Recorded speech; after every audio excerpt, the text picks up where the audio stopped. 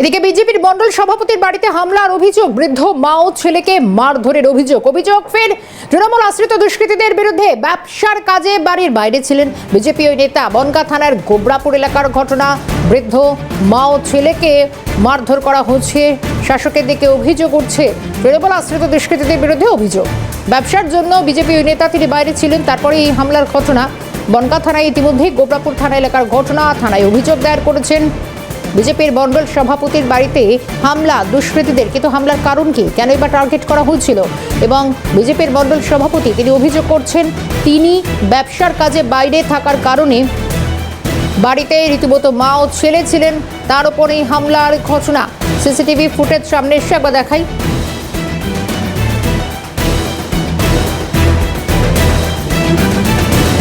একদল দুষ্কৃতীর বিরুদ্ধে অভিযোগ সামনে এসছে, বৃদ্ধ মা ও ছেলেকে মারধরের অভিযোগ। বনগাঁ থানায় ইতিমধ্যে অভিযোগ দায়ের করা হয়েছে।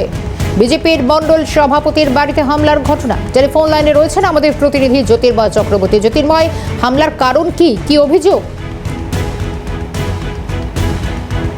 পুরনো আক্রোশের জেরে এই ঘটনা ঘটতে পারে বলে বিজেপির যে মন্ডল সভাপতি আছে সুমন অধিকারী সে জানিয়েছে যে গতকাল সে বাড়িতে ছিল না, তখন তার বাড়িতে পুরনো আক্রোশের জেরে তার বাড়িতে চড়াও হয় এবং পাশাপাশি সে বিজেপি করে। এই কারণে যে মন্ডল সভাপতি সে একটা এলাকা নেতৃত্বকে তার উপরে স্থানীয় তৃণমূলদের রাগ রয়েছে।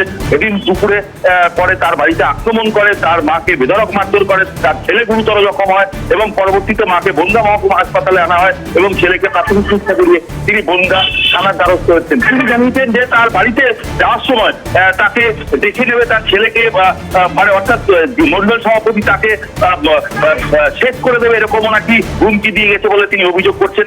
পাশাপাশি তিনি সিসিটিভি ফুটেজ বনগাঁ থানায় জমা দিয়েছে এবং তিনি যথেষ্ট আতঙ্কের মধ্যে আছে বলে জানিয়েছেন। তিনি বলেন যে তিনি বিজেপি করেন, সেই আক্রোশেই তার উপরে এই আক্রমণ। যদিও এই ঘটনা নিয়ে বনগাঁ থানার গাড়াপোতা গ্রাম পঞ্চায়েতের গোবরাপুর এলাকায় ব্যাপক চাঞ্চল্য ছড়িয়েছে এবং তৃণমূল যদিও সমস্ত অভিযোগটাই অস্বীকার করেছে এবং পুরনো কোনো আক্রোশ কিনা সেটা পুলিশ তদন্ত করে দেখছে। পাশাপাশি প্রশ্ন উঠছে যে যেভাবে বিজেপির রাজ্য সভাপতি থেকে আরম্ভ করে বিরোধী দলনেতা একাধিক আক্রান্তের ঘটনা ঘটছে, সে কি কোনোভাবে ঠেকানো সম্ভব হচ্ছে না? প্রশাসন কতটা ব্যবস্থা নেয় এবার, সেটাই এখন দেখার। চরিত্র জ্যোতির্ময়, ধন্যবাদ জানাই। জ্যোতির্ময় চক্রবর্তী ছিলেন আমাদের সঙ্গে। অন্যদিকে অভিযোগ করছেন যিনি ওই বিজেপির মন্ডল সভাপতি, শুনবো।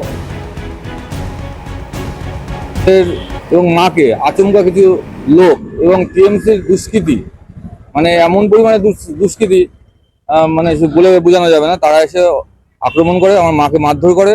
আমার মা বর্তমানে বনগাঁ হাসপাতালে ভর্তি আছে এবং মৃত্যুর সঙ্গে পাঞ্জা লড়ছে। মায়ের অবস্থা মারাত্মক খারাপ, ডাক্তার 3 বার আমার বন্ড সই করিয়ে নিয়েছে অলরেডি। মারলো পূর্ববর্তী একটা আক্রোশ ছিল, সেই কারণেই এই ঘটনাটা ঘটিয়েছে এবং আমার মায়ের সামনে বলে এসছে যে আমি বিজেপি করছি, সেই কারণে আমার লাশটা ফেলে দেবে, এটাও বলে এসছে তারা।